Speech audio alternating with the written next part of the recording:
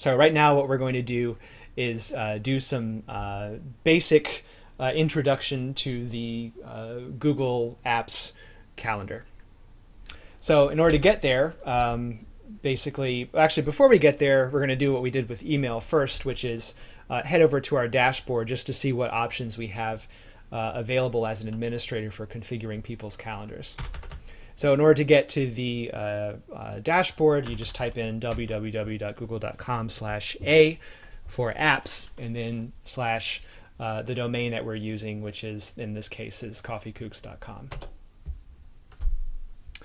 So here I am on my dashboard. We can go down to calendar and click on calendar. And we can see that there are even fewer settings for calendars than there are for email. And so the settings here in regards to the way you configure calendars in your Google Apps installation really involve setting visibility at the level of each individual calendar. And I'm going to show you a little bit more about how the calendar level visibility versus event level visibility works inside of Google Apps when I actually dive into the calendars application itself, which I'm going to do right now. And then once I've showed you a little bit about how the calendar works, then we'll come back here and be able to make a little bit more sense of what these particular sharing options mean. So if I type in calendar.coffeekooks.com, it will bring me to my calendar. So right now I have a basic calendar view in front of me. I'm not going to go into too much detail about what everything means, but obviously we are looking at a full week. We can switch to an individual day or to a month, and there are a few other little views.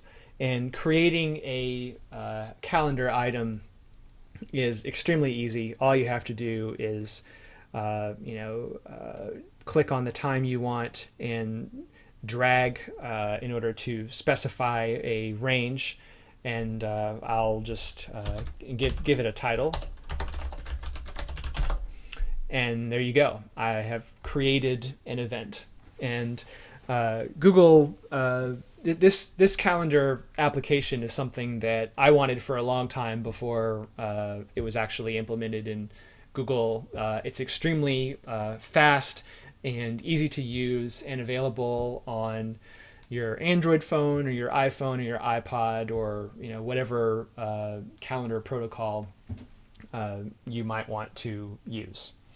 One of the things that make it particularly powerful in the context of Google Apps is that you have the ability very easily to see other people's calendars right next to yours towards the end of making good judgments about when to schedule things. So for example, I have listed under here my calendars. I have these two different users. This Michael Milton is me. Michael V. Milton is my father. MM2 is a dummy count I created. If I want to add anybody inside of the domain, actually, I'll click cancel that.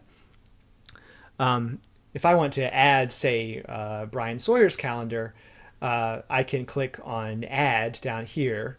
There's two different adds. I'll show you the difference between them in a moment. And if I click on add and click on add a coworker's calendar, I can click on Brian. Are you Brian at coffeekooks.com? I can't even remember. Yes. Yes, you are. So I automatically can see Brian. Now, at the level of the domain, you have the ability to, within Google Apps, look at the calendars of everyone who is inside of your domain. So all of you who have logged on to Coffee Kooks, we have, by default, the ability to see all of our calendars. And that's just because we're working together within a single organization. And I can either turn Brian's calendar on and off as I like, and I can turn other calendars. And you can see the difference between the calendars by looking at the individual colors and how they map to the listing of calendars on the left-hand side. Now, one of the things that a fun little tip that I want to share with you about calendars that I use a whole lot is when you click on a calendar item, you have a whole bunch of different options, and you can add guests as you like. They don't have to be inside of your Google Apps domain.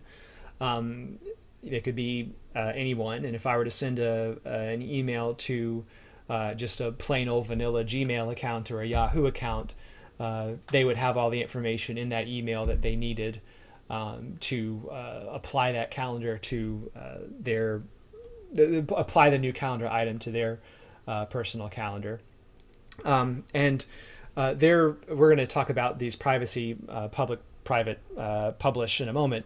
But the tip I want to share with you is that it's always a really good idea to fill out the where blank. And so I'm just going to type in my address. This is actually where I am right now. And I've just entered in that address. And if I click on save, if I wanted to, and it returned me to this main calendar screen. If I wanted to look at that again, I actually have this map link here. And I can click on map directly within the context of my Google Calendar item, and it will show me the map. And I just find this really useful. I mean, especially as I'm, if I want to go meet someone at a restaurant or go to a new address for the first time, when I'm making the calendar item, just go ahead and type in all of the address information so that when I'm running late, I can just click on a Google map and see it. And certainly if you had an Android phone or an iPhone, this specific data would follow you wherever you happen to take your phone. So, I'll know that Mike's crazy event very quickly have the ability to find out where that event is. And, just for your information, if I want to add, say, Brian to this particular event, I can just start typing in his name and it will automatically fill it in and save the event. And I'll click on send to send an invitation to Brian. And now Brian has been given an invite to the event. It's actually on his calendar, but this little question mark shows that he hasn't actually accepted the event. When he does receive an email accepting the event, then that question mark will go away. Now, a couple more pieces of useful knowledge about your calendars before we start talking about sharing. If you are using another calendar software like iCal or Outlook, and you want to upload that calendar as a file into your Google Calendar, so the case would be that you're not linked to another calendar. You actually take all of your other calendar information from another program and load it into your current calendar. What you would want to do is click back down here on this add button and click on import calendar. And import calendar is the function that you would use to upload a calendar from your local computer, whether it's in an iCal or an Outlook format, so that Google Calendar could parse it and process it and bring all of the events that you created in that other calendar into this specific installation of Google Calendar that you're using. So that's how you would get a pre-existing calendar live in your current calendar. Now, I'm actually, as I've indicated to you before, I'm actually looking at a bunch of different calendars right now, and it's very easy for me as I showed you a moment ago, to add the calendar of people who are already in my organization. I just type in their Coffee Kooks email address and I can immediately see their calendars. And if I had a friend who had a Google account but who wasn't necessarily in my Google Apps installation, that person could actually share their calendar with me, so that I could see their calendar right next to mine, even though they're not inside of Google Apps. I also have this sort of base calendar for Michael Milton at coffeekooks.com. I don't even have to limit myself to this calendar. If I wanted to create a calendar that I could create a calendar, say, I'm moving too quickly, apologize. If I wanted to create like a private calendar, I could just click on this add up here. It's different from add down here. This topmost add will actually create a new calendar. This bottommost add will, either import external calendar information into your calendar, or give you a link to another person's calendar. If I wanted to create a private calendar for myself, I could just click on add and then enter private, say, and then create calendar. And so now, I have this, private calendar that I've created, which I can, look at or make go away as I like. And so if I want to have a different set of permissions or a visibility level on different events, I could have the option of using different calendars to do that. So I'm going to talk a little bit now to kind of wrap up the discussion on calendars, because I can see that we only have 5 minutes left, before we need to take our final round of questions. I'm going to go straight into describing how privacy works for calendars generally, and then how you sort of can go about sharing calendars. So let's head on back to the dashboard, www.google.com/a/coffeekooks.com, and click on calendar. And I see two sets of options here, and these are options that will apply to all the users on my site. Now, this bottommost option is something that we've already kind of dealt with. As you saw within coffeekooks.com, by default, it's set up to share all information. So I was actually able to ask to add Brian's calendar account to my view of calendars without even asking him. If I wanted to change that, I could very easily switch it so that basically, if I wanted to, I could click on no sharing if I wanted to have to ask Brian for permission in order to look at his calendar. Or I could click on the only free or busy information button, so that I would see what times in his calendar were blocked off, but I wouldn't necessarily see what the appointment names were listed as. So this particular set of options down here, which applies to the entire calendar, and as of right now, as you saw a moment ago, I have two different calendars, one that I created private and one that just is Michael Milton at coffeekooks.com.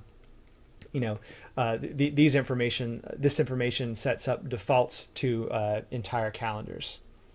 Now, this topmost set of options governs the default visibility of the calendars I create to people outside of the Coffee Kooks domain. So as you can see right here, what it says is, by default, calendars are not shared outside of coffeekooks.com. So what these buttons end up governing is the highest level of sharing that I'm going to allow my users to see, so or to expose of their calendars. So if I go back over here and click on this drop box for my my basic calendar, I can look at the share this calendar dialog box, this button here. And here are the options that I have as an individual in terms of sharing this particular calendar. Now, if I want to, I can make the calendar completely private, and maybe I would want to do this with my private calendar and just unclick this, share this calendar with others. So if I were doing that, I would basically be overriding the default settings that were set up at the domain level in the dashboard that you were just looking at, so that nobody can see this calendar except for me. Because as you can see, by default, we have this set so that the calendar is not public. People externally can't see the calendar, but by default, the calendar is shared with everyone at coffeekooks.com, and they can see absolutely everything that they want. If I did want to make this calendar public, I could click on this box, and we could see that the only option I have is to see the only free or busy parts of the calendar. Even people publicly who were looking at my calendar wouldn't necessarily be able to see the specifics of my events, but they would know whether I was free or busy. And again, this is only if they have the link too. I would actually have to give the link to people in order for them to be able to see my calendar publicly. So finally, we have sort of 3 different levels of sharing that you all need to configure. You always need to think about configuring, and we've just ran through 2 of them. The first one is the sort of sharing calendar visibility defaults that you see at the dashboard administrator level, and these defaults would apply automatically to the calendars themselves. And then we have the calendar level of visibility, which we can get at by clicking on share this calendar, and we can see these sort of basic elements of visibility. And then we have the individual event level of visibility. So if I click on an event, I can go down here, and I can either choose to use the default that was passed down by the calendar itself, or I can make the event a public event, even if the calendar itself is not public.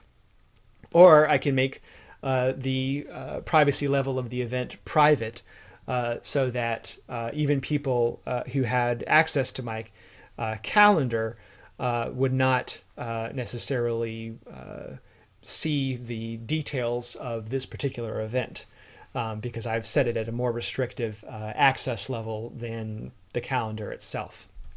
So in like 8 minutes, that's a very quick run through on visibility settings for the calendar. There's also this little button down here that says publish event, and if I click on that, it basically just gives me a web link which contains this button that would allow me to put my Google Calendar on any website I wanted to share it in that way.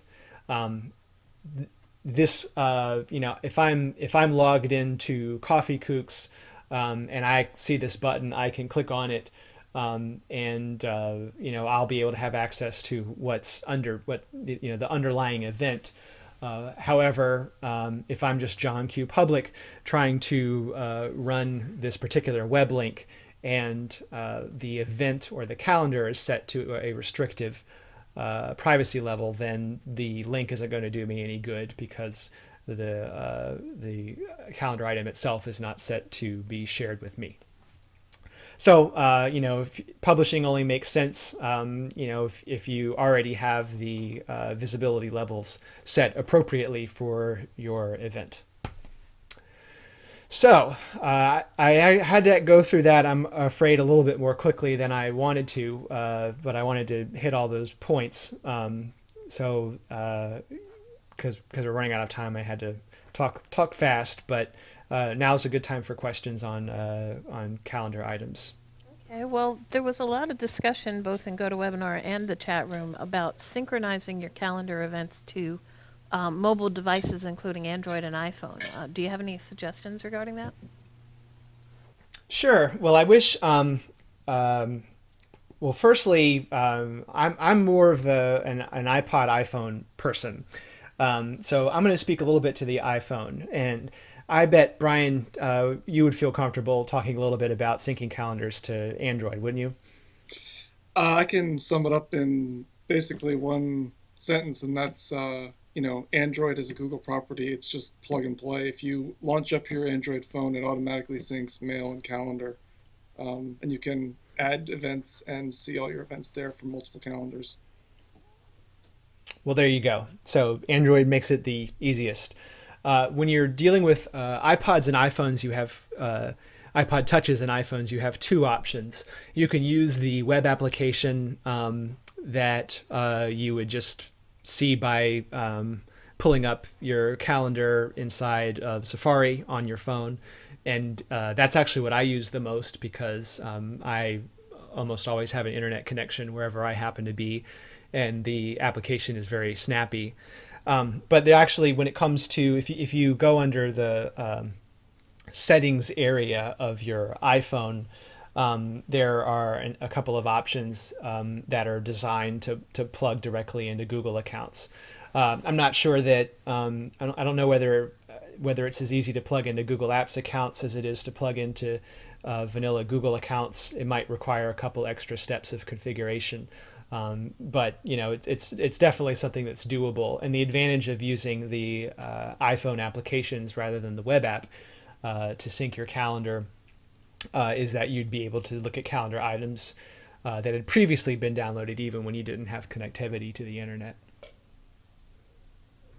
So somebody noticed, Deborah in GoToWebinar noticed that you had multiple colors on your calendars. Did you talk Sure. about how you can change them? I mean that's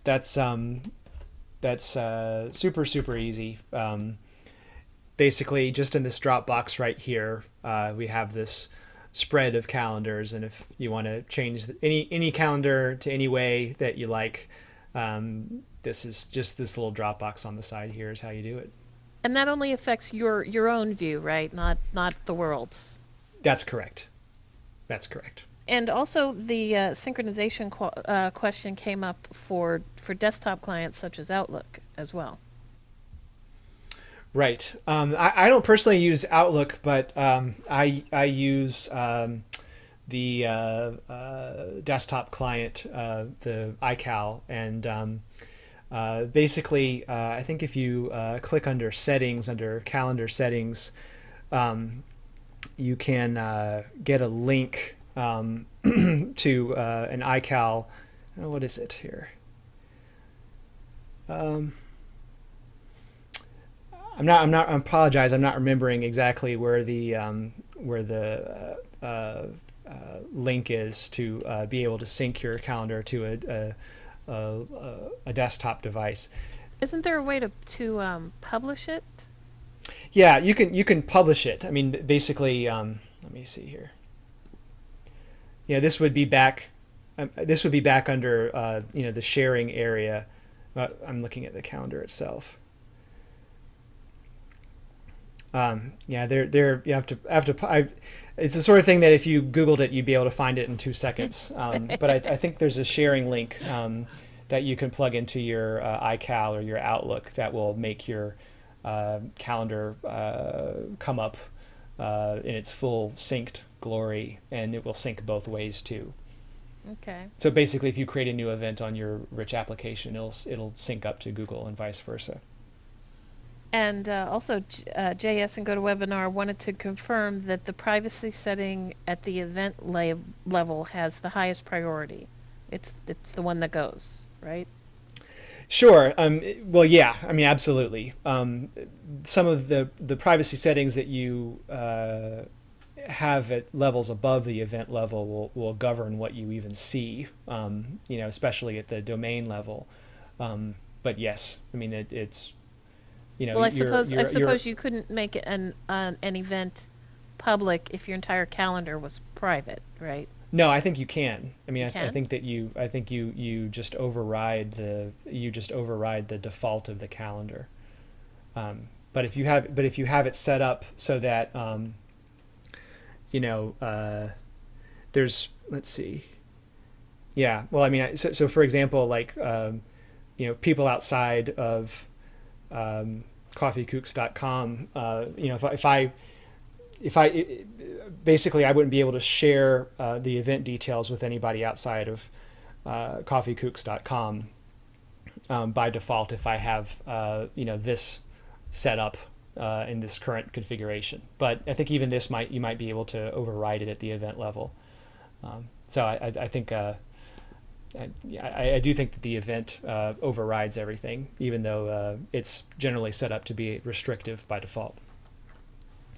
Okay. Well, Jim in GoToWebinar also wanted to know if there was a way to set, for example, a vacation calendar where you have a bunch of people providing event information, but that event information kind of goes into a pending status until an administrator approves it. I was with you up until the point where you said the pending status. Definitely, it would be very easy to create a specific calendar just for a vacation, and share that calendar with individuals who had the ability to add to it. But as far as having administrator rights over a specific calendar such that you can evaluate submissions, I don't believe that it. But I'm I not think familiar I with can that. come up with a scenario that we actually use for our workshops, and that we have two separate calendars. One's an administration calendar where we set up events and potential courses, and then once a course is defined, then change that course event to the permanent calendar that gets shown Yeah, on the website. So sure, it's sure. very easy to change calendars. Can you show that for an event? So let me understand what you're saying. You create an event on one calendar. Oh, Yeah. and then you switch it over to another calendar. Yeah, Yeah, sure. so So if one you calendar is private to a group of shared individuals, and then the other calendar is public to the world. right, right. So if I'm just looking at the event that I just created, which I called Mike's Crazy Event, and you can see there's this Dropbox according to the calendar that specifies the calendar, and so you can click on the Dropbox, and if I wanted to move it to my private calendar, it would be very easy to do that. And what'll happen is or actually in this case it looks like it copied it. Let me.